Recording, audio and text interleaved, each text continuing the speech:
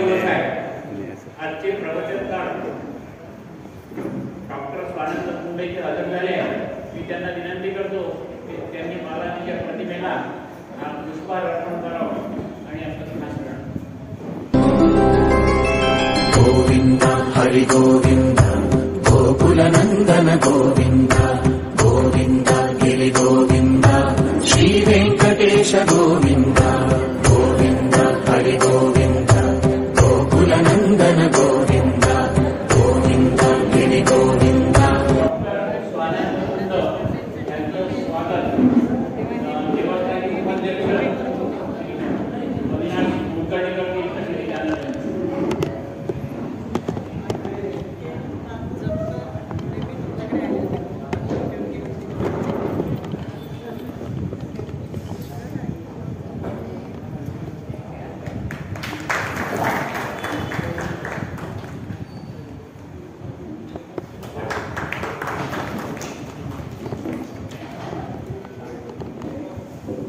गेल्या 6 दिवसापासून आपली ही प्रवचन मालिका चालू आहे आणि ही कृषी परंपरा जी आपली भारतीय प्राचीन कृषी परंपरा आहे त्याच्यावर हे व्याख्यान प्रवचन मला सुरू आहे. आज डॉक्टर स्वानंद मुंबई यांचं आपल्याला प्रवचन ऐकता येईल. सर्वांनी त्याचा घ्यायचा आहे. तत्पूर्वी त्यांचा परिचय करून देतो.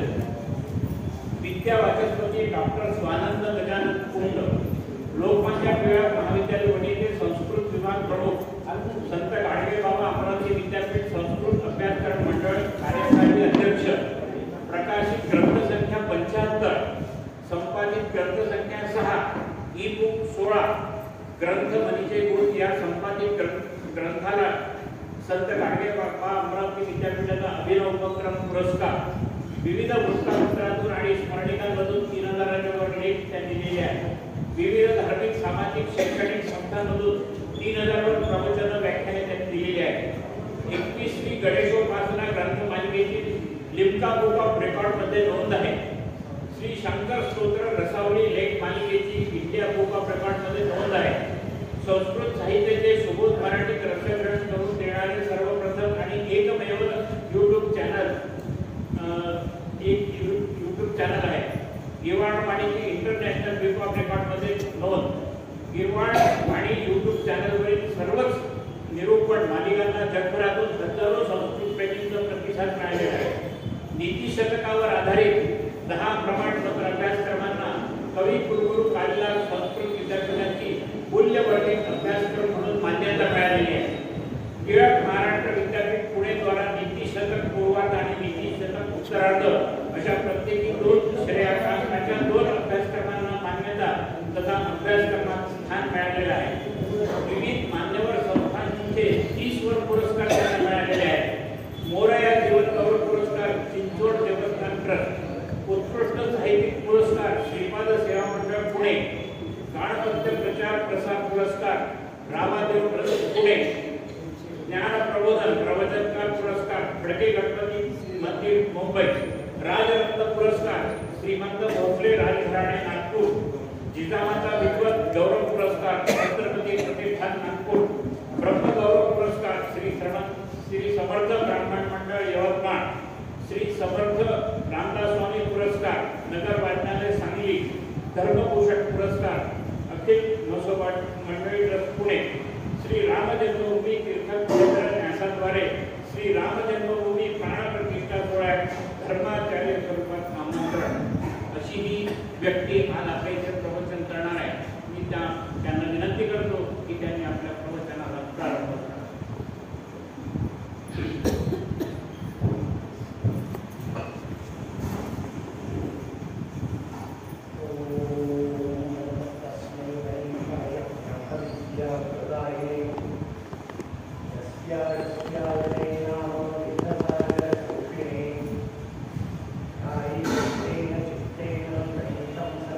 you know,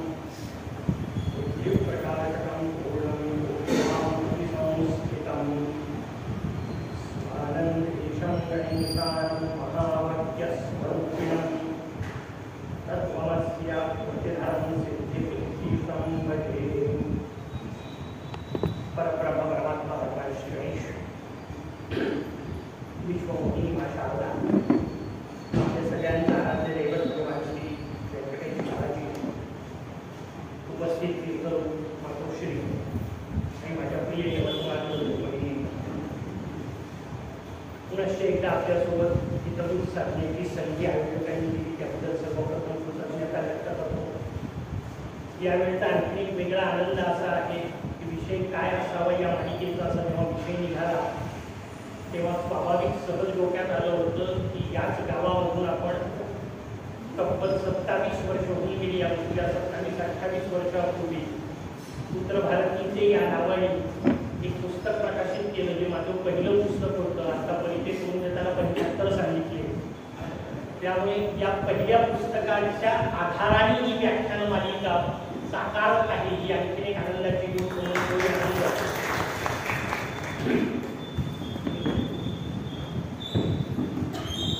महर्षी कश्यपांवर चिंतन मांडायचं आहे.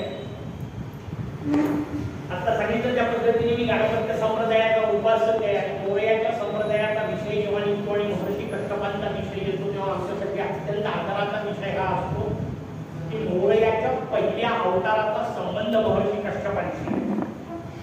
आणि जेव्हा आपल्या डोक्याची कल्पना बाहेर बसली ती असते सातत्यपूर्ण रीतीने की भगवान गणेश म्हटलं की शंकराचे पुत्र, भगवान गणेश म्हटलं की पार्वती नंदन, भगवान गणेश म्हटलं की शिवगणांचे प्रमुख. ही कल्पना पहिल्यांदा पुरवणार विभूतिमत्व कोणी असेल तर ते महर्षी कश्यप आहे. कारण पहिला युगावतार हा भगवान शंकरांच्या आणि पार्वतीच्या घरी झालेला नाहीये. मोरयाचे 4 युगाचे 4 अवतार वर्णन केले. त्यातला पहिल्या युगातला अवतार कृतयुग ज्याला आपण म्हणतो त्या युगातला अवतार विनायक अवतार आहे. विनायक अवतार महर्षी कश्यपांच्या आदितीच्या घरी झालेला आहे. त्याच्यामुळे आपल्या डोक्याची शिव पार्वती पुत्र भगवान गणेशाची कल्पना आहे ती मोडीत काढणारं विभूतिमत्व म्हणजे भगवान कश्यप आहे. महर्षी कश्यपांच्या घरी हा अवतार का झाला त्या सगळ्या कथा अत्यंत सुंदर पद्धतीने आणि त्या कथांच्या मागे जे सांगायचे ते तत्वज्ञान समजून आपण जेव्हा घेऊ तेव्हा आपल्याला या सगळ्या ऋषींचं कार्य समजू शकेल. म्हटलं कथा आपल्या समोर थोडक्यात कथा सांगू कथा सांगणार काय आपला उद्देश नाहीये. महर्षी कश्यपांचं त्यातलं योगदान आपल्याला समजून घ्यायचंय. पण कथा आपल्याला सांगितली आता म्हटलं तसं गणपत्य संप्रदायाचे 2 पुराण प्रचलित आहेत. एकाला गणेश पुराण म्हणतात, एकाला मुद्गल पुराण म्हणतात. गंमत अशी कथा तर दोन्ही पुराणात आहेत पण बदल कसे असतात तेही समजून घ्या. अनेक लोक मला प्रश्न विचारतात की या पुराणात वेगळंच आहे त्या पुराणात तर वेगळंच आहे. कथा अशा कशा दिल्या, कथेमध्ये हे बदल का आहेत. मी त्यांना गमतीने उदाहरण सांगत असतो. म्हटलं जेम्स नावाचे त्या गोळे तर ते पाकिट कधी पाहिले म्हणे हो. एक काम करते उघड पाकिट, लाल गोळी खा, कशी वाटली म्हणजे सुंदर. म्हटलं आता पिवळी खा, त्यांनी पिवळी खाल्ली. म्हणजे आता कशी वाटली तशीच आहे. म्हणजे मग तेवढंच समजून घ्यायचं, वरचा रंग नाही खायचा. त्यांना सांगायचं काय ते समजून घ्या, तत्व आतमधलं समजून घ्या. या गोष्टी बरपांडी असतात. कुणाला तरी सांगताना कधीतरी हे नाव आठवतं ते वापरतो, दुसरं आठवतं ते वापरतो. सांगायचं जे आहे ते महत्वाचं आहे. हा एकदा आपल्याला कळलं किंवा या कथांकडे पाहण्याची दृष्टी आपली बदलते. पण मी आता म्हटलं तसं की गणेश पुराण एक आहे, मुद्गल पुराण दुसरं आहे. दोन्हीकडे नाव रुद्रकेतूच आहे. पण गंमत अशी आहे की एक म्हणतो रुद्रकेतू हा ब्राह्मण होता, दुसऱ्याने वर्णन केलं रुद्रकेतू नावाचा राक्षस होता. स्वाभाविक प्रश्न पडतो की एका ब्राह्मण म्हणता एका राक्षस म्हणता असं कसं. तर त्याचं उत्तर जन्माने ब्राह्मण असलेला कुठं राक्षस होऊ शकत ते आज कुठे लिहिलं होऊ शकतो.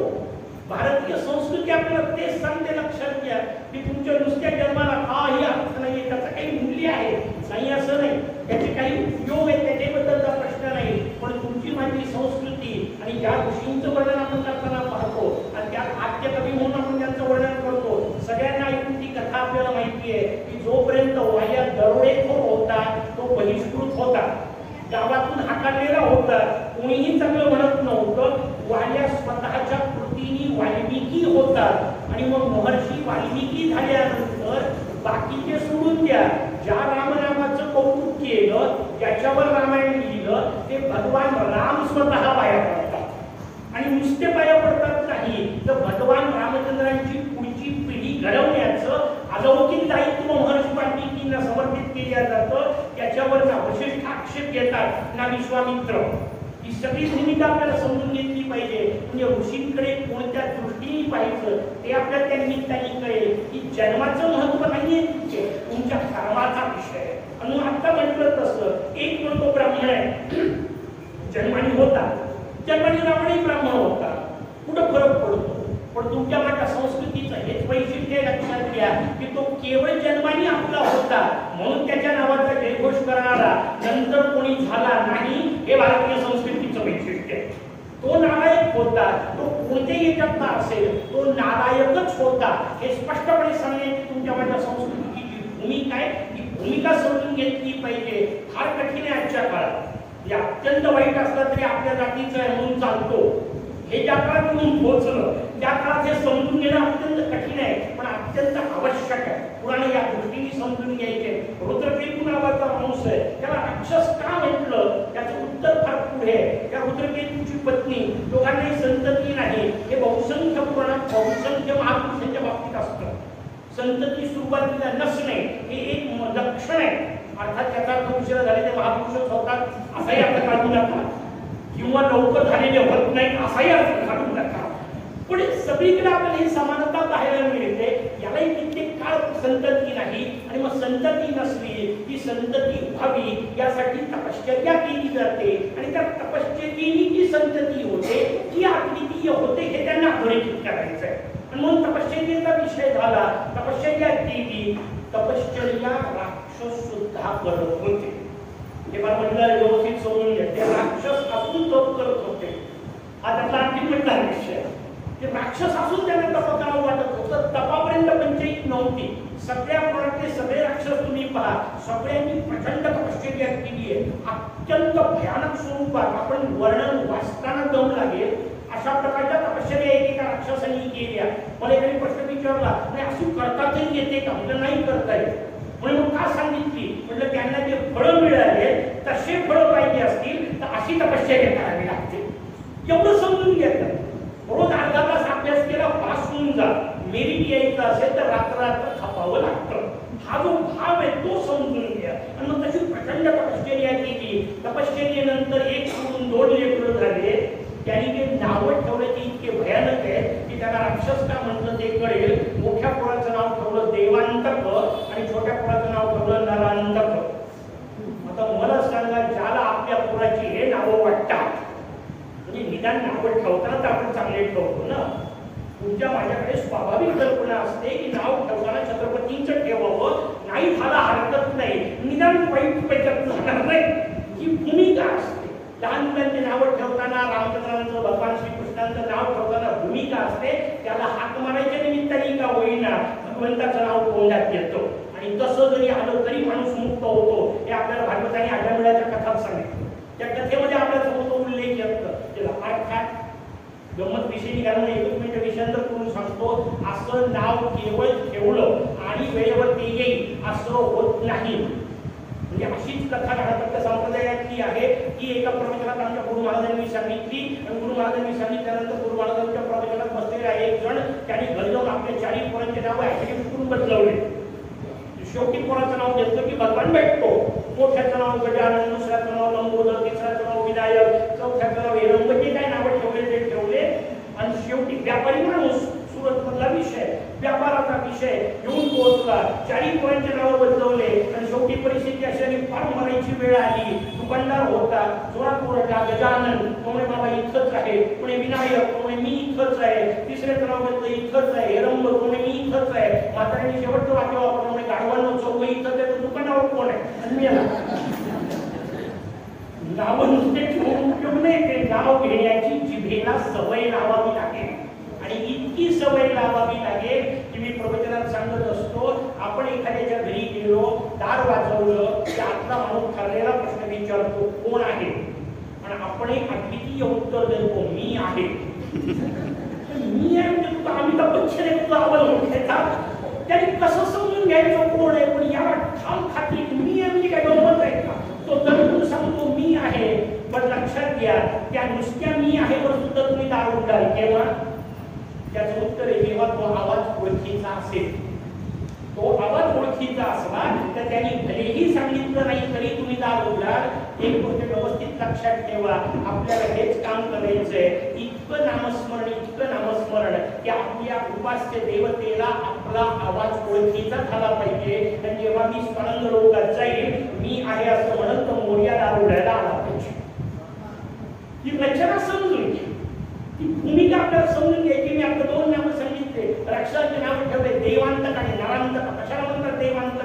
देवाचा अंत व्हावा असं ज्याला वाटतं त्याला देवांतक असं म्हणतात. फार उदाहरण द्यायची गरज नाही, पण आपल्याला समजलं देव रिटायर्ड करा, आता देवाची गरज नाही, यांना देवांतक असं म्हणतात. देवतेची काही आवश्यकता नाही, माणूस नुसता नैतिक असला तरी चालतो असं ज्यांना वाटतं त्यांना देवांतक असं म्हणतात. देवपूजेला जे विरोध करतात सोडून द्या बाहेरच्यांचं. विरोधपेक्षाही मोठी गोष्ट सांगतो, तुम्हाला उपासनेपेक्षा काहीही महत्वाचं दुसरं वाटत असेल तर तो भगवंताचा अपमान आहे. पण आपण करतो की नाही?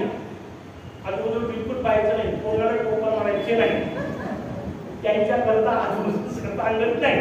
पण मला सांगा, साधं प्रश्न विचारतो, आपल्याला प्रश्नाचं उत्तर स्वतःला विचारा. ज्या दिवशी घराच्या कामं जास्तीचे असतात त्या दिवशी हमखास सुट्टी दिली जाणारी गोष्ट पूजा असते की नसते? कधीतरी लहान भावाला म्हटलं का माझा पगार झालाय, माझं तू पाकिट ठेवून घे? नाही. कधीतरी लहान भावाला म्हटलं मी नवीन कपडे आणले तू वापर? नाही. कधीतरी म्हटलं मी नवीन गाडी घेतली आता तूच चालव? नाही. पण आजच्या ऐवजी माझ्या ऐवजी तू पूजा करून टाक असं म्हणतात की नाही? काय भगवंताचं आज्ञा मला सांगा. तर प्राधान्यच नसेल जीवनावर. लोक विचारतात आम्हाला 6 वाजता बाहेर पडायचं, आम्ही कसं करायचं? म्हणजे 4 वाजता उठून कर. तुला 6 वाजता बाहेर पडायचा हा मोरग्याचा प्रश्न नाही, हा तुझा प्रश्न आहे. हा भाव एका व्यवस्थित समजून घ्या. देवांतक त्याला म्हणतात की ज्याला जीवनामध्ये ईश्वरी उपासनेपेक्षा अधिक काहीतरी महत्वाचं वाटतं त्याला देवांतक म्हणतात आपल्या दृष्टीने.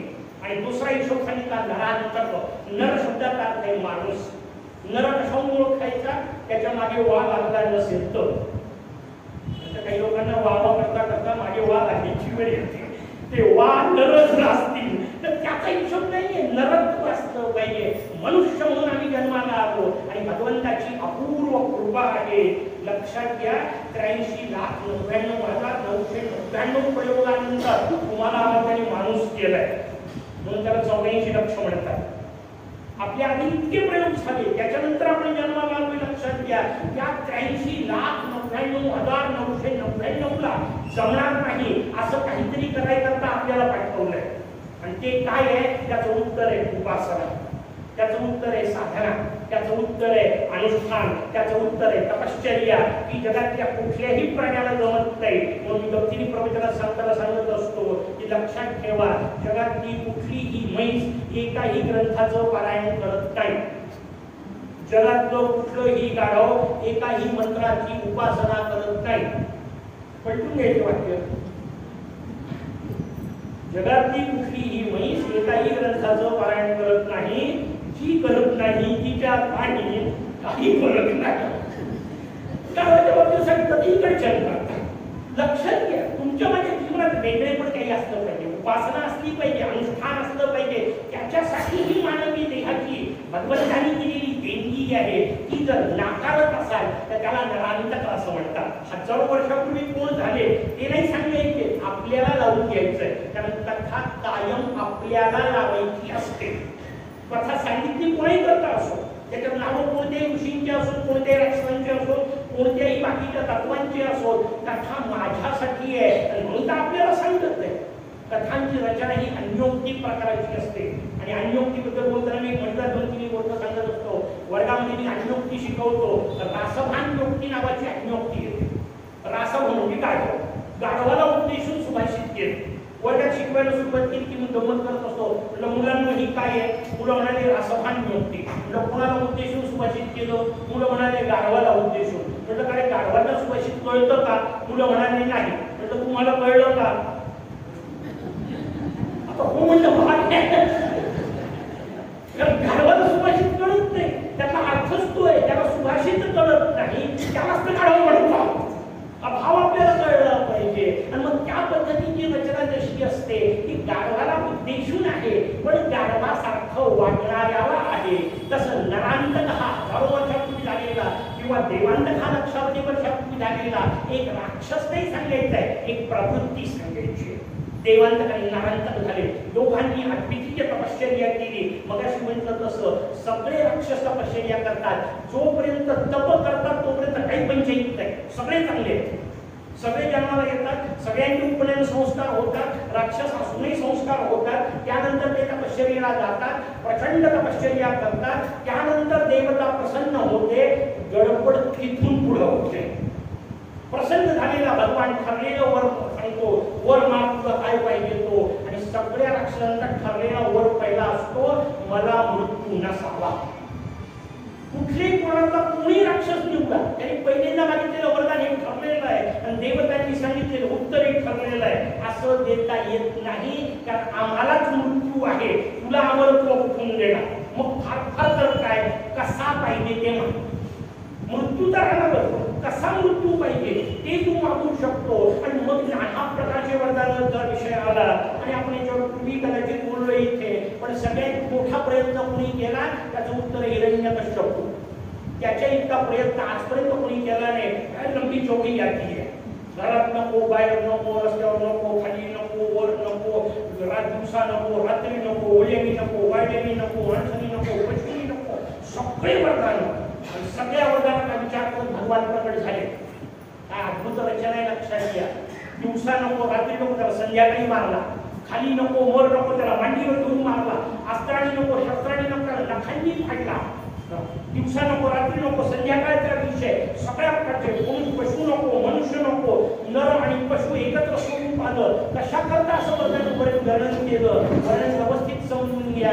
चांगल्याच आपल्याला कथा करायला हे आहे की लक्षात ठेवा, इतके वरदान असून हिरण्यकश्यप मेला. आपलं काय, आपल्याला श्रावण मास व्याख्यानाशिवाय पर्याय नाही. चांगले ऐकावेत आणि त्यातून काहीतरी असं प्राप्त करावं की जे आपल्याला मृत्यूच्या समयी आनंद देऊ शकेल. लक्षात ठेवा, एकच गोष्ट करायची, शेवटचा श्वास आनंदाने घ्यायचा. आयुष्यभर त्याच्याकरता मेहनत करायची आहे. एक शेवटचा श्वास आणि इतका आनंदाने, इच्छा असो की नसो, एकदा मरावंच लागणार आहे. तुमची इच्छा विचारली उडत कोणी विचारत नाही. कारण एक भगवान यमराज आहे जो खऱ्या अर्थाने समदर्शी आहे. मी गमतीने प्रवचनात सांगत असतो, तो रेड्यावर बसून येतो आणि आपल्याला विचारतो, आर यू रेडी? नाही म्हटलं तरी नेतो. तो काही थांबायच्या वेळीत पडत नाही. तो आता मला सांगा, नाहीतरी नेणारच आहे, नाहीतरी नेणारच आहे, तर आनंदात जावं की नाही? मी तर नेहमी सांगत असतो, म्हटलं माझ्यावर त्या दिवशी प्रसंग येईल, अर्थात शक्यता फार कमी आहे. कारण आमच्या हिशोबामध्ये गणपती संप्रदायाच्या स्वानंद लोकांचं विमान येईल. आपल्याला काही रेड्यावर पडून येणार त्याच्यामुळे आपल्याकडे स्वानंद लोकांचं विमान येईल. पण ठीक आहे, नाही स्वानंद लोकांचं विमान आलं, पहिला टप्पा यमराज जरी आले आणि यमराज समजदारांनी उभे राहिले तर मी त्यांना गॅरेंटी सांगणार आहे, सरका मागे, आज रेडा आमच्या जाऊनच जायचं, आनंदात जाऊ. पण आजपर्यंत बाकीच्या अनेक गाड्या चालवल्या, रेडा नाही चालवणार कधी. पहिलं ते एक्सपिरियन्स घेऊन पाहू की काय हरकत आहे. आनंदात जाता आलं पाहिजे, प्रसन्नतेत जाता आलं पाहिजे. पण प्रसन्नतेत कोणाला जाता येतं त्याचं उत्तर याला की राहता आलं, ते फार महत्वाचं आहे. मी एका सेवानिवृत्तीच्या कार्यक्रमात मला बोलावलं, अगदी स्वतः त्याची सेवानिवृत्ती, अवघडे फार प्रश्न पडल्या, उद्यापासून काय करावं. अनेकांना हा प्रश्न असतो, उद्यापासून काय करायचं. म्हणजे सेवानिवृत्तीनंतर उद्यापासून काय करायचं हा प्रश्न त्यांनाच पडतो ज्यांनी सेवा काळात काही केलेलं नसतं. तुम्ही आधी जर व्यवस्थित वागला असेल तर काय करायचं हा प्रश्नच नाहीये. हजारो करण्यासारख्या चांगल्या गोष्टी जगामध्ये आहेत, स्वतःच्या कल्याणासाठी आहेत, समाजाच्या उपयोगासाठी आहेत. काय करायचं हा काय प्रश्न आहे का? म्हणजे अशी जेवढे वाटतात त्याला माझ्याकडे पाठवून घ्या, प्रत्येकाला नवीन आयडिया देऊ शकतो. इतकंच कार्य करण्यासारखं, पण आपण करतच काही नाही, म्हणून ही समस्या येते. मी आपल्या देवांच्याकडे नरांकडे सांगतोय की प्रकृती लक्षात घ्या. त्या दोघांनी तपश्चर्या केली, वरदान अद्वितीय मागितले आणि त्या वरदानाच्या मागितल्यानंतर वरदान प्राप्त झाले आणि मग पुढे गडबड होत असते. जोपर्यंत खुर्ची मिळत नाही तोपर्यंत सगळे चांगले असतात, प्रॉब्लेम नंतरच येतात. जोपर्यंत वरदान मिळत नाही तोपर्यंत सगळेच चांगले. आधीच्या आठवड्यात पण कशी वाकू पाया पडतात, पुढच्या आठवड्यात सापडत नाही. मग ते मस्त पूर्ण परिणाम येतं की मतदान कितनी चरणों में नहीं, 2 ही चरणों में होंगे. मतदान 2 ही चरणों में होंगे. मतदान के पहले वो आपके चरणों में होंगे, बाद में आप उनके चरणों में होंगे. ही रचना निर्माण होते. ही परिस्थिती काय येते त्याचं उत्तर आहे, वरदान मिळाल्यानंतर त्या वरदानाने स्वार्थ साधतो. राक्षस त्यालाच म्हणत असतात. अक्षरशः व्याख्या आपल्याला पुराणिकाला सांगतायत. वरदान मिळण्यात काही वाईट नाहीये, पण त्या मिळालेल्या वरदानाचा ईश्वरी साधनेसाठी उपासनेसाठी उपयोग झाला पाहिजे. एक उदाहरण मंदिरी सांगत असताना त्या माता बहिणीच्या कामाचं आहे. परिस्थिती होती की नाही कधी काळी आधीच्या पिढीच्या लोकांनी किंवा माझ्या पिढीचे जे बसले त्यांना विचारा, ते तुम्हाला सांगू शकते. आपल्याकडे म्हण होती, 2 पायल्याचं पुरण म्हणजे एका बाईचं मरण. 2 पायल्या जर पूर्ण करायचं असेल तर ते वाटू वाटू तिची गंमत जायची पूर्ण. पुढचे 4 दिवस तिला कामं दुसरे काही करता यायचे नाही, इतकी परिस्थिती वाईट होती. 3 तास लागत होते ते पूर्ण वाटायला. 3 मिनिटावर आली वेळ. काही नाही, फक्त मशीन टाकून जरा फिरवा. 2 तास 57 मिनिटं वाचले. आलं लक्षात? 3 तास लागणारी गोष्ट 3 मिनिटावर आली. 2 तास 57 मिनिटं वाचले. प्रश्न आहे, त्या वाचलेल्या 2 तास 57 मिनिटातले 7 मिनिटं तरी नामस्मरण झालं का? आणि जर झालं नसेल तर ननांतर आपणच आहोत हे समजून घ्यायचं. भगवंताने दिलेल्या सोयीचा उपयोग जर ईश्वरी अनुष्ठानासाठी होत नसेल तर ती मिळालेली सोय हे भगवंतानी अपात्री दिलेलं आहे आणि काढून घेतल्याशिवाय राहणार नाही हे त्याच वेळा लक्षात ठेवायचं. मिळालेली सुविधा भगवंताच्या कृपेने आहे, ती ईश्वरी उपासनेसाठी असली पाहिजे. ही भूमिका समजून घेण्यासाठी कथा आहे. कश्यप त्याच्यासाठी लक्षात घ्या. स्वाभाविक सगळ्या देवतांवर आक्रमण करण्यात आले. पहिला मान असतो देवराज इंद्राचा. व्यवस्थित समजून घ्या. पहिल्या दिवशी आपण कथा ऐकली, पुराणांवर ऐकलं. मोरेश्वर शास्त्री आपले बोलले होते, त्यांनी स्वर्गात न जाणारे अद्वितीय ऋषी आपल्याला सांगितले. का जायचं नाही त्याचं कारण सांगितलं. आणि त्याचं पलीकडचं कारण आणखीन एक सांगतो. कुठल्याही पुराणात कुठल्याही देवाचा उपासक कोणताही राक्षस तयार झाला की पहिले आक्रमण कुठे करतो? स्वर्गावर. पहिला मान खाण्याचा अधिकार कोणाचा? इंद्राचा. तिथं तुम्ही जाऊन काय कराल?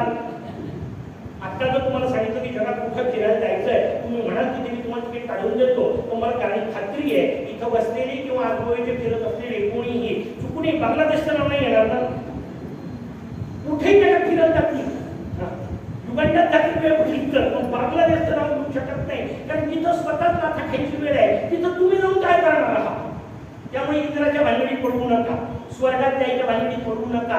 अशा जागी जाऊन पोहोचायचंय. त्याच्याबद्दल भगवान स्वतःच्या मुखाने सांगतात, यद गत्वा न निवर्तन्ते तद्धाम परमम्. ही रचना असली पाहिजे. त्या दृष्टीने आपली रचना, आपल्या उपासनेची मांडणी असली पाहिजे. हे निमित्ताने समजून घ्यायचंय. सगळ्या देवांवर आक्रमण झालं कारण दैत्यांचं पहिलं कामच ते असतं, देवतांवर आक्रमण करायचं. त्याचं तर नावच देवांतक आहे. आणि देवतांवर आक्रमण केल्याने नुसते देवांवर युद्ध करून उपयोग होत नाही, कारण देवता कशा मरत नाही. मग देवता कशा मरतात? सगळ्या पुराणांनी सांगितलं, देवता यज्ञ अन्न ग्रहणकारी आहे. त्या यज्ञातलं अन्न ग्रहण करतात. मग सगळ्या अक्षरांनी केलेला पहिला प्रकार काय? त्याचं उत्तर आहे यज्ञ नष्ट करा. आता पुढचा हिशोब समजून घ्या. ज्यांना ज्यांना यज्ञ नष्ट करावे वाटतात त्यांना देवांचं कसं म्हणतात. ह्या सगळ्या व्याख्या लावून घ्यायच्या.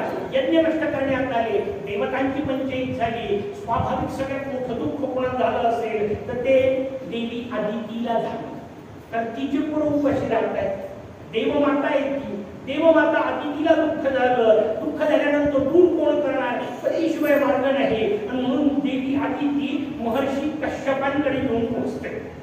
जिथे जिथे अडचण आली आहे, पुराण कोणतंही असो, अडचण आदितीच्याच मुलावर आली. आणि आदिती प्रत्येक वेळा कश्यपांना शरण गेली आहे. का? कारण पतीला सोडून बाकीकडे शरण जाणे याची गरज भारतीय स्त्रियांना कधी वाटत नव्हती. तो एक वेगळा मुद्दा.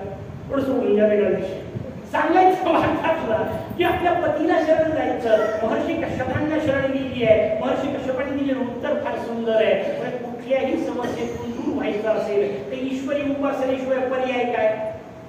म्हणून या सगळ्या अक्षरांना पारिपत्य करणारा आणि माझ्या मुलांना पुन्हा गादीवर बसवणारा पुत्र मला झाला पाहिजे, त्यासाठी काही उपाय नाही का? महर्षी कश्यप म्हणतात, उपाय सगळ्या गोष्टीसाठी असतात. हजारो वेळा मी ते प्रयोग केले, मी स्वतः तयारी केली आहे. पण मुलगा व्हायचा जेव्हा विषय आहे तेव्हा तुझ्याशिवाय कसा होईल? तो काही मला व्हायची सोय नाही. माता तयार असावी लागेल. आणि लक्षात ठेवा, जोपर्यंत माता तयार होत नाही ना तोपर्यंत पुढची गोष्ट तयार होत नाही.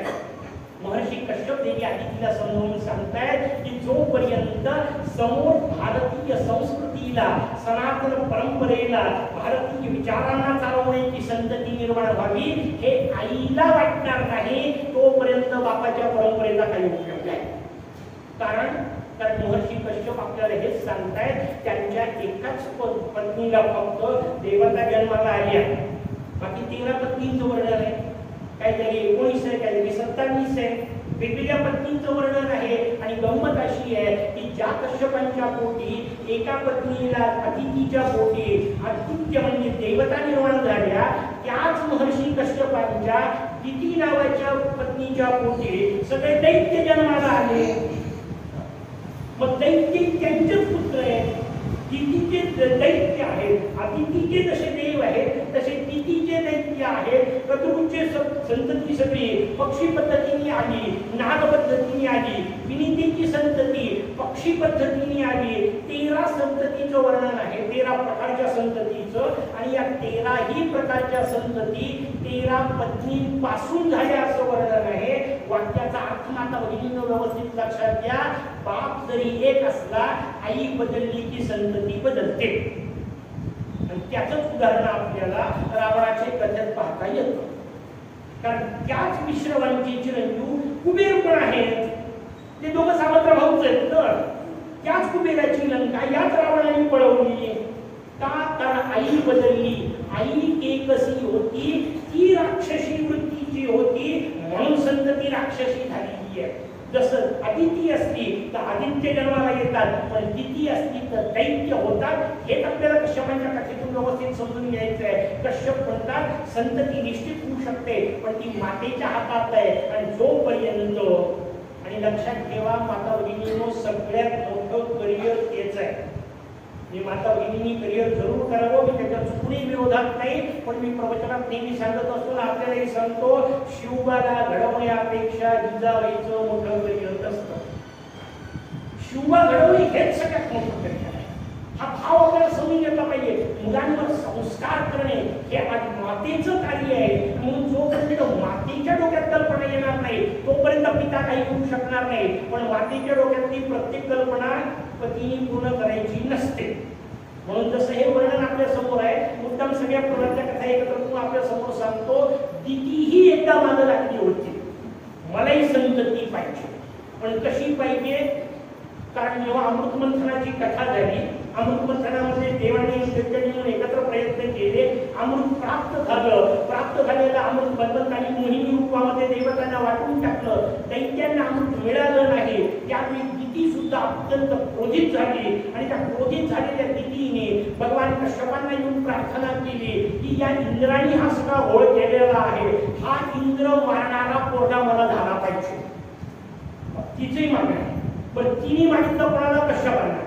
कारण तिच्याही दृष्टीने पती कश्यपच आहे. पण कश्यपांनी तिलाही व्रत तेच सांगितलंय, पयोव्रत नावाचं व्रत सांगितलं, जे अदितीला सांगितलं होतं. वेगळ्या अवताराचा विषय भगवान वामनांचा. वामनाची कथा तशीच आहे. त्याही वेळा अदिती याच कारणाकरता आली होती. कारण तो नंतरचा विषय, बलीचा विषय जेव्हा आला आणि जेव्हा बलीच्या माध्यमातून सगळे देव पराजित झाले, त्यावेळी बली ध्वंसा करता देवी अदिती प्रार्थना करते, अहो 99 यज्ञ पूर्ण झाले, 100वा पूर्ण झाला तर माझं पूर्ण जाईल, एकाही जागेवर बसता येणार नाही. एकदा इंद्र बदलला की बाकी सगळं मंत्रिमंडळ बदलता येतं.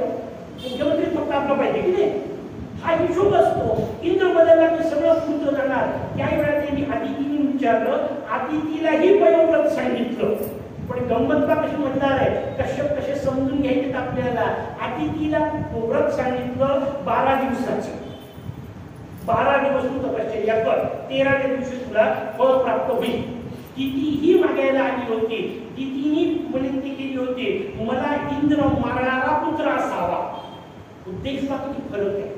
उपासनेमध्ये हे कायम लक्षात ठेवायचं आहे. उपासना वरून काय दिसते याला महत्व नाही, आतमध्ये उद्देश काय आहे तो फार महत्वाचा आहे.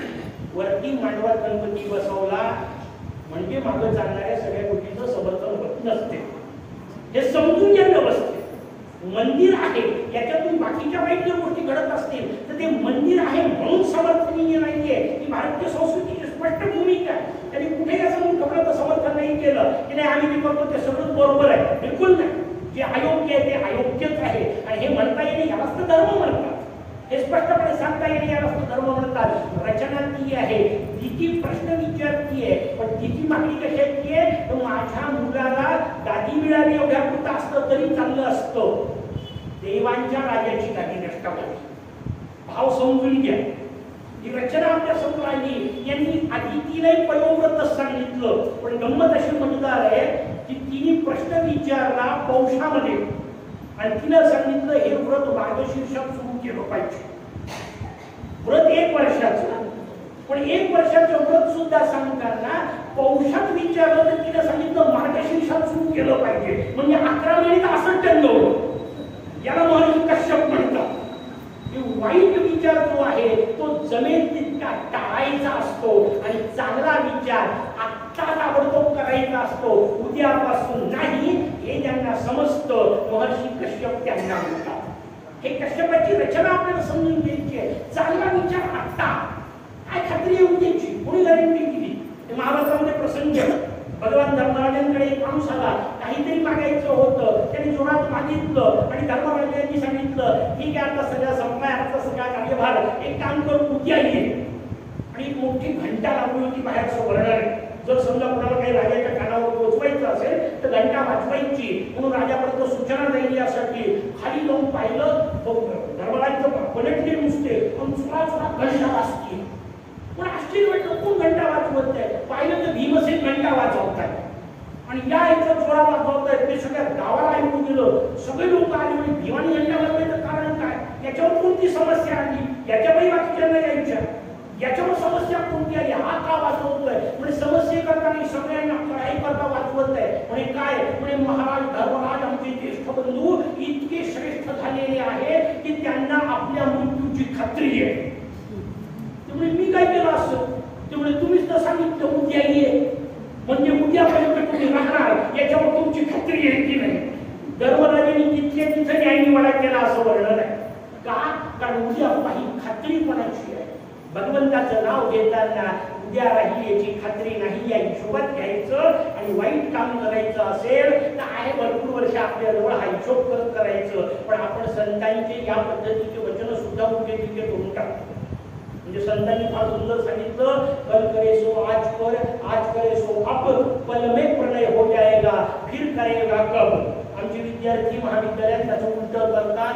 आज करे सो कल कर, कल करे सो परसो, इतनी क्या चलती है जब जीना है परसो. ती रचना नसली पाहिजे. वाईट गोष्टी करता करा तो विचार. एखादी वाईट कल्पना डोक्यात आली उद्यापासून करू, पण चांगली कल्पना असेल तर आज आत्ता ताबडतोब. ही जी इन्स्टंट नावाची गोष्ट आहे ना, ही इन्स्टंट नावाची गोष्ट अध्यात्माच्या क्षेत्रात आणता आली पाहिजे. आत्ता सुरू करायचं, उद्यापासून नाही, आजपासून, आत्तापासून. भगवान कश्यप आपल्याला ते सांगतायत. त्यांनी त्या दितीला पहिले 11 महिने दिलं, त्याच्यानंतर 1 वर्ष दिलं आणि एवढे नियम सांगितले. वाचा भागवतात आपल्याला म्हणजे रचना लक्षात येईल की ते नियम पूर्णच होऊ शकणार नाही. पण काय कट्टर असेल ना ती दिती सुद्धा, राक्षसांची माय आहे, फुकट आहे का. जे पोरं जेवढे कट्टर आहेत माय त्याच्यापेक्षा कट्टर आहे ना. तिने ते सगळं व्रत 364 दिवस अप्रतिम केलं.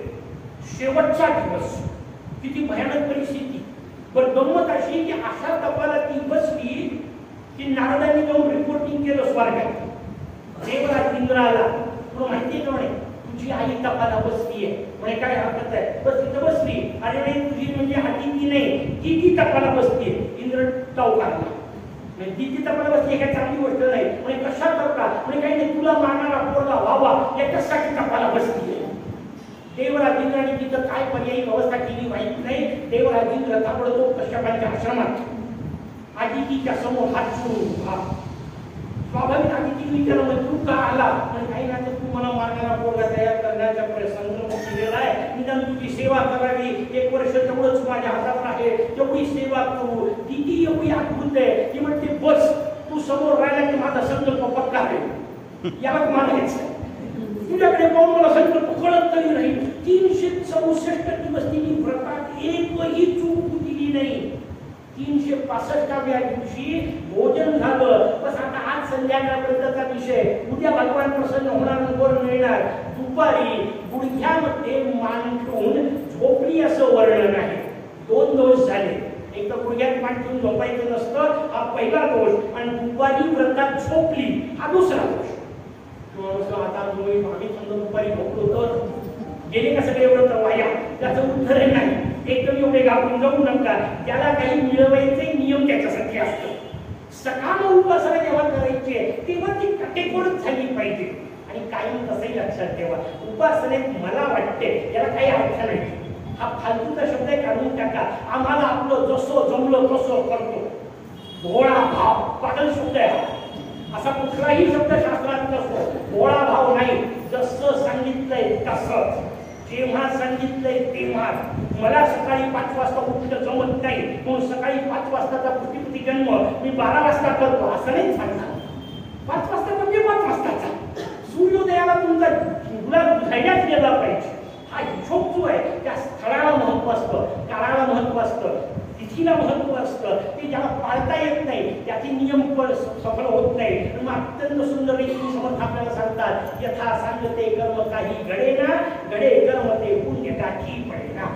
जेव्हा जेव्हा आपल्याला वाटतं आम्ही सगळे इतकं करतो, हा एक मस्त प्रश्न असतो.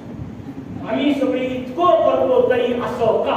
त्याचं उत्तर आहे की इतकं केलं तरी जसं पाहिजे तसं केलं नाही. याचं उत्तर नको ते करा तर कसं जमणार आहे.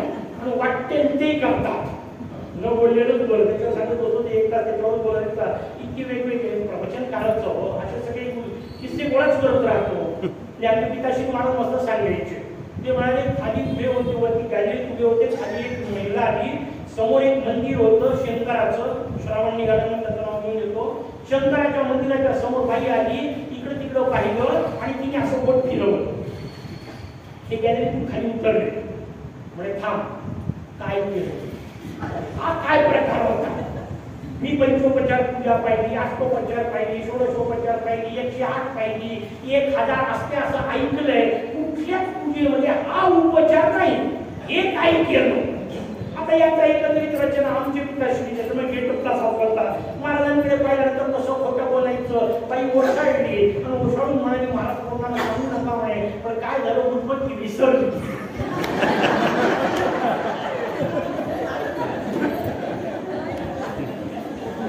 आता मला सांगा उत्पत्ती विसरली म्हणून असं बोट फिरवलं तर शंकराने इच्छा घरी जायचं, इच्छा देवघरातलं नळकाचं काढायचं, त्याच्यातली उत्पत्ती काढायची, सुगंध घ्यायचा आणि हिला पुण्य पाठवायचं. एवढा बावळटपणा देवांमध्ये नसतो. जे आहे त्याच्यात निभावून घ्या. मला सांगा असं घ्यायला तरी म्हणतात हो? नाही म्हणत. त्याला जे आवडतं ते पदार्थ करता की नाही, जसे पाहिजे तसेच करता की नाही. मग मला सांगा व्याह्याला विहिनीला पाहिजे तसं जर व्यवस्थित वाटतात तर अनंत कोटी ब्रह्मांड नायक प्रकट होतोय. त्याने कुठे विनंती केली आहे कसे करून मला बोलावं. पण बोलावल्यानंतरची उपासना अशी असली पाहिजे की मला आनंद मिळतो, आनंदाचा विषय नाही, त्याला आनंद वाटला पाहिजे. आणि आता मोर्याही वाट पाहत असला पाहिजे. यस, एकच महिना राहिलाय, मला वडीला जायचंय. हे मोर्याच्या डोक्यात बसलं पाहिजे. त्याला उपासना म्हणतात. ही रचना समजून घ्या. ती रचना आपल्याला इथं समजून घ्यायची. तिची तपश्चर्या केली, शेवटच्या दिवशी चूक केली आणि जशी चूक झाली तसा देवराज इंद्र हा देवांचा राजा आहे. त्याच्यामुळे शिक्षा करणे हे त्याचं कार्य आहे. दंड देणे हा त्याचा अधिकार आहे. गर्भात शिरला, तिच्या गर्भाचे 7 तुकडे गेले असं वर्णन आहे. नाही मेले. आणि एवढ्या तपस्वी स्त्रीचे गर्भ आहे असा कसा बोलेल? त्यांनी पुन्हा एकेकाचे 7 केले असं वर्णन आहे. 49 तुकडे केले आणि ते मरत नाही. त्या सगळ्यांनी प्रार्थना केली. कशाला आम्हाला मारतो दादा? शेवटी आम्ही सावत्र गावीला तुझेच भाऊ आहोत, आम्ही तुझ्या म्हणण्यानुसार वागू. एवढं म्हटलं की कोणताही राजा प्रसन्न असतो. तिने म्हणतो जाऊ द्या, आपल्या पार्टीत येत असतील तर स्वच्छ. देवराज इंद्राने त्या सगळ्यांना आपल्यात घेतलं. त्यांना मरुद्गण असं म्हणतात. 49 जन्माला आल्याचं वर्णन आहे. एवढी संतापली. मी एका पुराचा संकल्प केला होता, त्याच्यानंतर ही 49 कसे काय जन्माला आले? इंद्राने नेमकं काय झालं? इंद्राने खरं खरं सांगितलं. नाईलाजच होता, आता काही बदलवता येत नव्हतं. पण लक्षात ठेवा, महर्षी कश्यप समजून घ्यायचे. महर्षी कश्यपांनी दितीला जमेल तेवढा वेळ टाळलं आणि आदितीला मात्र सांगितलं 12 दिवस तपश्चर्या कर. 12 दिवस आदितीने पयोव्रत केलं आणि 13व्या दिवशी भगवान वामन रूपात प्रकट झाले असं वर्णन आहे. का? कारण चांगल्या गोष्टी लवकर झाल्या पाहिजे. हा हिशोब त्यातला समजून घ्या. पल्लवाला सुद्धा जाऊ दिला नाही त्याच्या हात. कोणा 12 का? त्याचं उत्तर आहे 11 पूर्ण एकादशी. भगवंताचा हिशोब आहे. आणि एकादशी करणे याचा अर्थ फराळाचे पदार्थ कोणते बदलवले याला काही महत्व नाही. एकादशी कशी करायची असते फक्त ऐकून ठेवा, करणार नाही मला माहिती आहे. पण शास्त्रकारांनी एकादशी सांगताना सांगितलं, चतुर्थीच्या बाबतीत गणपती संप्रदायात सांगितलं, चतुर्थी करायची असेल तर तृतीयेला रात्री काही खायचं नाही. ऐकूनच ठेवा. नाही मी करत नाही, बाकी त्यांना काय सांगायचं. पण जी वस्तुस्थिती ती ऐकून ठेवा. तृतीयेला रात्री काही खायचं नाही. तसं एकादशीचा नियम दशमीला रात्री काही खायचं नाही. एकादशीला न फलम न जलम मूलं न पर्णम कंदमेवच यातलं काहीही नाही. द्वादशीला सकाळी भगवंताची पूजा करायची, नैवेद्य दाखवायचा आणि प्रसाद ग्रहण करायचा, याला एकादशी म्हणतात. अशी करतो त्याला अंबरीश म्हणतात. बाकीचं सोडून आपणही करतो. कशी आठवता न बोललेलं बरं का. तृतीयेला रात्री सांगितलं तर आईवारे कोणी जास्ती चतुर्थी आहे, स्टॉप करून ठेवा. चतुर्थीला उपवासाचे लाडू, उपवासाचा चिवडा, उपवासाची जिलेबी, उपवासाचं हे, उपवासाचं ते. चतुर्थीला इतकं खातात की पंचमी करावी लागते. तरी वाटतं आणखी विमान कसं नाही आलं, कसं येईल. अशांसाठी येत नसते, लक्षात ठेवा. ती एक एकादशी गडबडली तर पुढच्या 12 एकादशा काहीही न खाता अंबरीश राहिले. त्यानंतर दुर्वास येऊन पाया पडले. ही अवस्था निर्माण व्हावी लागते, तेव्हा भगवान प्रकट होत असतात. आदिती असावी लागते, तेव्हा भगवान प्रकट होतात. आदितीने प्रार्थना केली, भगवंतांनी कश्यपांनी तिला मार्ग सांगितला आणि भगवान वामन रूपात आले असं वर्णन आहे. त्याच्याही पूर्वी आदितीने हाच प्रश्न विचारलेला आहे. तो गणपती संप्रदायात आणखी पुढच्या टप्प्यात सांगितला.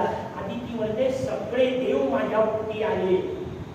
सगळे देव त्यांचेच लेकर आहेत. ती म्हणते सगळे देव माझ्या पोटी आले, पण भगवान वैकुंठाधिपती श्री विष्णू माझ्या पोटी येऊन पोहोचले नाहीत याचं मला दुःख आहे. म्हणजे स्त्रिय लक्षात घ्या, कशी असली पाहिजे लक्षात घ्या. माझ्या पोटी वैकुंठाधिपती यावे, नाही आपली ताकद. निदान भगवंताचा भक्त तेवढं आईला डोळे पडले पाहिजे. नाही ते इला जर डोळे पडताना काय काय पडतं न विचारलं बोललेलं बरं ना. मातीच्या डोळ्यावर मुलगं ठरतं. शास्त्रकारांनी सांगितलं, जिजाऊ साहेबांना डोळे पडले होते. वाघिणीचं दूध प्यावं वाटत होतं. जिला वाघिणीचं दूध प्यावं वाटतं तिच्या पोटी शिवछत्रपती जन्माला येत असतात. आमचे गुरु महाराज सांगायचे, म्हणजे एक बाई पाहिली, तिला जोड्याची लेस खाली वाटत होती. म्हणून पूर्ण आयुष्यभर जोडे नाही खायचं, दुसरं काय खायचं.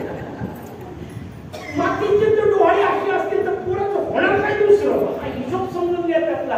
विनोदाचा भाग बाजूला ठेवा, आपण भाव समजून घ्या. मातेला काय डोहाळे आहे. तिला जर वाटत असेल की माझ्या पोटी धर्मनिष्ठ यावा, तिला वाटत असेल माझ्या पोटी राष्ट्रकुल भक्त जन्माला यावा, तिला वाटत असेल माझ्या पोटी भागवत भक्त जन्माला यावा, तर कदाचित शक्यता आहे. खात्री नाहीच आहे, पण कदाचित शक्यता आहे. पण तिला जर नालायक जन्माला यावा वाटत असेल तर मग देवाचा रंतकच येणार आहे. लक्षात हे भाव आपल्याला समजून घ्यायचे. म्हणून मातृशक्ती सगळ्यात महत्वाची आहे. कश्यपांच्या सगळ्या कथेत आपल्याला कश्यपांच्या सोबत या 13 पत्नी समजून घ्यायच्या. कारण कश्यप हे सर्वव्यापी तत्व आहे. ही अशी अद्वितीय ऋषी आहे की भारताच्या कानाकोपऱ्यात प्रत्येक जागी कश्यपांच्या कथा आहेतच. काश्मीर पासून कन्याकुमारी पर्यंत, म्हणजे काश्मीरचं नावच त्यांच्या आहे ना. पण काय अद्वितीय म्हणजे अध्यात्मापासून विनोदापर्यंत सर्वत्र कश्यप आहे. व्याप्ती किती आहे ती गंमत समजून घ्या. म्हणजे कश्यपांच्या नावाने एक सुंदर विनोद ऐकला होता. विनोद म्हणून घ्यायचा, त्याला फार गंभीरपणे घ्यायची गरज नाही. पण ज्यावेळी आरडाओरडा सुरू झाला आणि काश्मीर आमचा आहे असं पाकिस्तानच्या काही लोकांनी सांगितलं, तेव्हा आपल्यातले एक महर्षी उभे आणि त्यांनी एक अद्भुत कथा सांगितली. म्हणजे ते याच्यावर आपण चर्चा नंतर करू, पण मी एक कथा तुम्हाला सांगतो. एक दिवस महर्षी कश्यप त्या मानस सरोवराच्या काठावर शांतपणे तपश्चर्या करत बसले होते. तपश्चर्या करता करता त्यांनी आपलं बाकीचे जे सामान होतं, वस्त्र इत्यादी, ते मागच्या बाजूला ठेवलं आणि चुकून कोणीतरी चोरलं. तर जसे तपश्चर्येतून उठले तसं कश्यपांना लक्षात आलं आपलं सामान चोरीला गेलंय. तर कश्यप जोरात ओरडले म्हणे की पाकिस्तानींनी चोरलं, पाकिस्तानींनी चोरलं. तर तो पाकिस्तानचा पण बोलणारा होता. काही काय सांगतो, कश्यपांच्या वेळा कुठं पाकिस्तान होतं? त्यामुळे आम्ही तेच सांगतो की कश्यपांच्या वेळा काश्मीर होतं, पाकिस्तान नव्हतं. याचा अर्थ आमचं त्यातला विनोद पूर्ण बाजूला ठेवून भाव समजून घ्या. कश्यपांपासून काश्मीर सारख्या अद्वितीय प्रांताची रचना आहे. ते असं भूमीवरचा स्वर्ग ज्याला म्हणावं असं कश्यपांनी बसवलेलं स्थान आहे. तिथपासून तर तुमच्या माझ्या मातृतीर्थापर्यंत मातृतीर्थ खाली जे मातृतीर्थ म्हणून त्याला आपण मोवळ म्हणतो. लोक अपभ्रंश वाट लावतात. किती सुंदर शब्द होता मातृतीर्थ. त्याचं मोवळ करायची काही गरज आहे का? पण अशा अनेक गोष्टी तिथे कारण समुद्रात एक सुंदर क्षेत्र आहे. जेव्हा मुलाचं वर्णन पहिल्या दिवशी आपण ऐकलं त्यांचं क्षेत्र अदोष. हा सुंदर शब्द आहे अदोष. ज्याच्यात कुठलाही दोष नाही असं क्षेत्र अदोष. त्या शब्दाचा आदासा करावा काही गरज आहे का? इतकं वाईट आपण भ्रंश करायचं. अदोष क्षेत्र असलं पाहिजे अदोष क्षेत्रावर. कारण वामनांचा संबंध आहे म्हणून त्याचा उल्लेख केला. महर्षी कश्यपांच्या पोटी भगवान वामन जन्माला येतात आणि वामनांनी प्रार्थना केली. मी त्याची कथा सांगतो, काही करू नका, विसरत नाही. दिशो मातृतीर्थावर आधी मातृतीर्थ मग कश्यपांनी तिकट नक्षत्रावर. मातृतीर्थाचा विषय कसा आहे त्याचं उत्तर आहे भगवान परशुराम कालच आपण ऐकले. भगवान परशुरामांनी 21व्या क्षत्रिय पृथ्वी केली.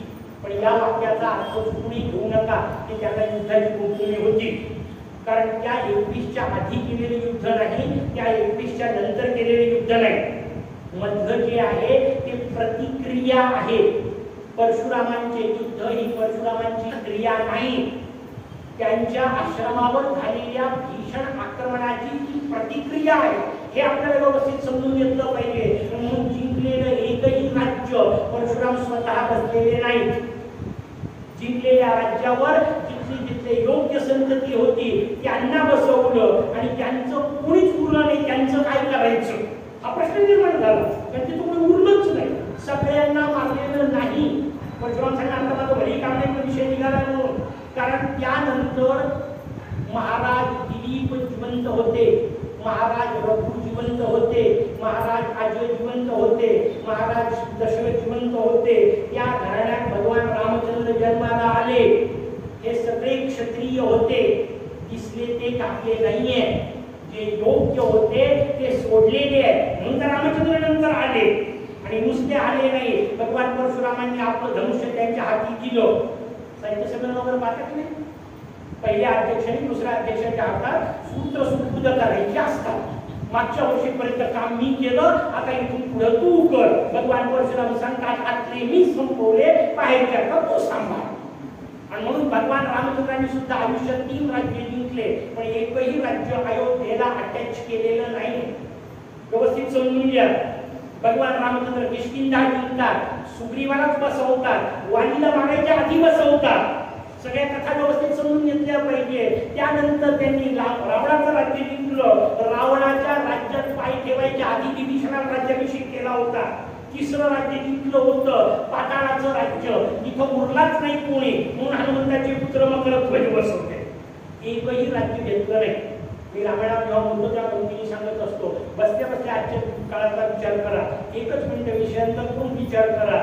समजा आजच्या काळात रामायण झालं असतं आणि रामाने किष्किंधा, लंका आणि पाताळ 3 राज्य जिंकले असते तर मी तुम्हाला खात्रीने सांगतो लक्ष्मण, भरत आणि शत्रुघ्न सेटल झाले असते.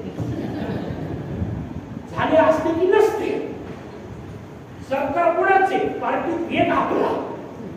हे करता येतं की नाही? आज होतं की नाही? आपण पाहतोय ना प्रत्यक्ष. हा भाव समजून घ्या. नाही केलेलं भगवान रामचंद्रांनी कुठून आलं? परशुरामांकडून आलं. कारण आपले सगळे संस्कार हे मागे मागे जात असे कुठल्या तरी ऋषीपाशी जातात. म्हणून काय वैशिष्ट्य लक्षात घ्या. तुम्ही आम्ही भाषेत सुरुवातीला सांगितलं असं पशूंमध्ये आपल्यामध्ये मूलभूत फरक आहे. पशूंना आईच्या नावावर ओळखलं जातं. गाईचं पिल्लू, म्हशीचं पिल्लू, बकरीचं पिल्लू, कोंबडीचं पिल्लू, चिमणीचं पिल्लू आईच्या नावावर.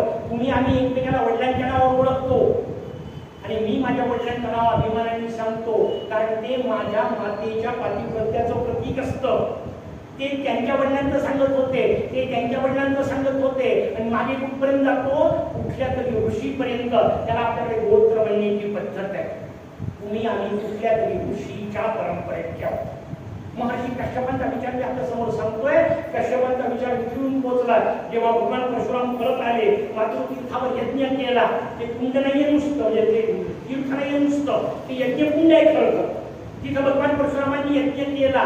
जिंकलेली सगळी पृथ्वी महर्षी कश्यपांना दान केली, आणि महर्षी कश्यपांना दान करून सांगितलं, यानंतर सगळ्या पृथ्वीवर तुमचा अधिकार. म्हणून आता तो गोत्राचा विषय सांगितला, त्यातला महत्वाचा भाग सांगतो. ज्याला आपलं गोत्र आठवत नसेल त्यांनी सांगायचं कश्यप, कारण शेवटी सगळे कश्यपाचे मित्र. ते दैत्य असो की देव असो, हा हिशोब त्याच्यामध्ये आहे, आणि सगळी भूमी कश्यपांना दान केलेली आहे. म्हणून कश्यपांचा विचार, त्या कश्यपांच्या पोटी जसं सुरुवातीला सांगितलं भगवान विनायक अवतारात आले, भगवान गणेशांची कथा आहे, भगवान वामन अवतारात येऊन पोहोचले, भगवान विष्णूंची कथा आहे. त्या वामनांच्या अवताराच्या पूर्वी जसं सांगितलं तसं आधी प्रार्थना केली. महर्षी कश्यपांनी प्रयोगात सांगितलं. आज 12व्या दिवशी भगवान प्रगट झाले. कारण एका दिवशी सांगताना मी सांगत होतो, लक्षात ठेवा, बाहेर पाहायच्या 10 मार्ग आहेत, 10 दिशा आहेत, पण शास्त्राने सांगितलं 11वी दिशा असते. काय सांगतात, 10 पाठ करता करता पंचायत केली होती, शाळेत 4 केल्या, मग आणखीन 4 केल्या, मग 2 झाल्या, आता 10 पाठ झाल्या. तुम्ही आणखीन एक 11वी सांगायला लागले. बरं झालं शाळेत नव्हते, पुन्हा पाठ करावं लागलं असतं. त्याचं उत्तर आहे समजून घ्यायची दिशा फार महत्वाची आहे, लक्षात घ्या. मी जेव्हा एखाद्या दिशेचं वर्णन करतो, मी जेव्हा पूर्वेला म्हणतो, तेव्हा इथून माझ्या पलीकडे पूर्वेला ना, माझ्या पूर्वेला. पूर्वे शब्द सापेक्ष आहे. मी जेव्हा म्हणेल हा माईक कोणत्या दिशेला आहे, मी म्हणेल उत्तरेला आहे, ते म्हणतील दक्षिणेला आहे, दोघांचंही बरोबर आहे ना. का बरोबर आहे, कारण ते दोघांचे सापेक्ष उत्तर आहे, लक्षात घ्या. मग मी जेव्हा म्हणतो माझ्या पूर्वेला, याचा ते इथून इकडे की नाही, माझ्या पश्चिमेला ते इथून इकडे, माझ्या वर म्हणजे इथून इकडे, माझ्या खाली म्हणजे इथून इकडे, हा मधला 6 फुटाचा देह कोणत्या दिशेत, हा ना पूर्वेला ना पश्चिमेला, हा ना उत्तरेला ना दक्षिणेला, या दिशेला 11वी दिशा असं म्हणतात.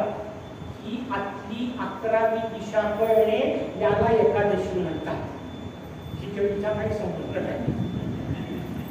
तो भाव समजून घ्या. मला आतमध्ये पाहायचंय, माझ्या आतमध्ये शोधायचंय, माझ्या आतमध्ये वामन प्रकट करायचे. आणि कशी म्हणतात रचना आहे वामनांची, 3 पावलं मागितले फक्त. आणि लक्षात ठेवा, आपण सगळे वामन आहोत. कारण कुठली तरी 1000 वर्षापूर्वी कथा सांगून काय उपयोग आहे, आपण वामन आहोत कळलं तर उपयोग आहे. आपणही आयुष्यात पहिल्यांदा 3च पावलं चाललो.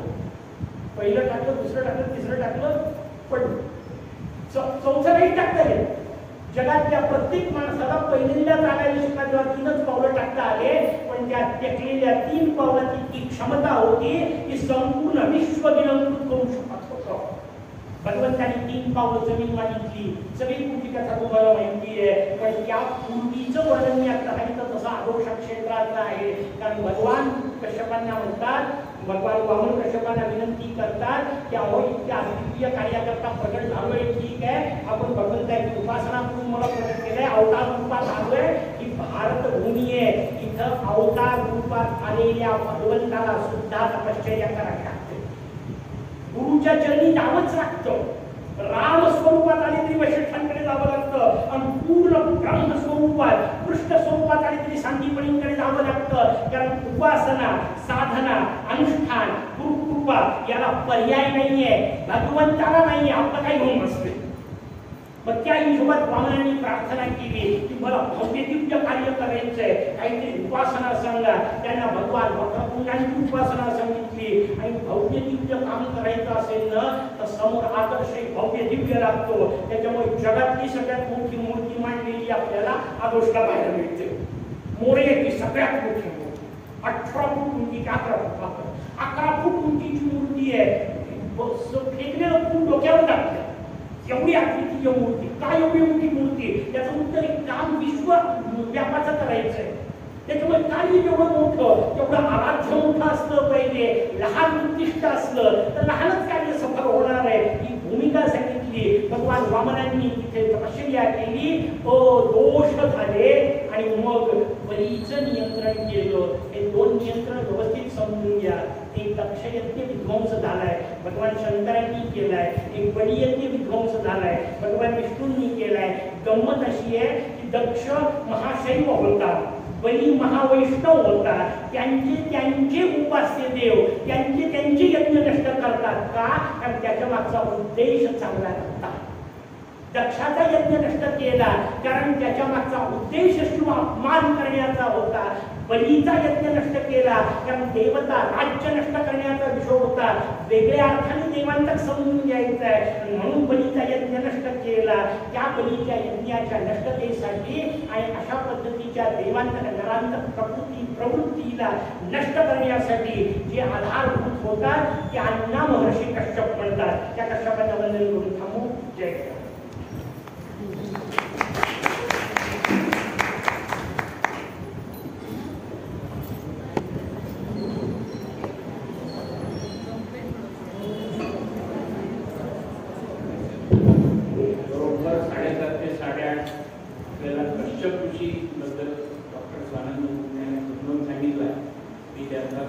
श्री अत्यंत आभारी आहे. आपण सर्व इतक्या मोठ्या संख्येमध्ये इथे हजर झाला त्याबद्दल आपणा सर्वांच्या आभार मानून आपण प्रसाद वितरणानंतर त्याला सोडावे.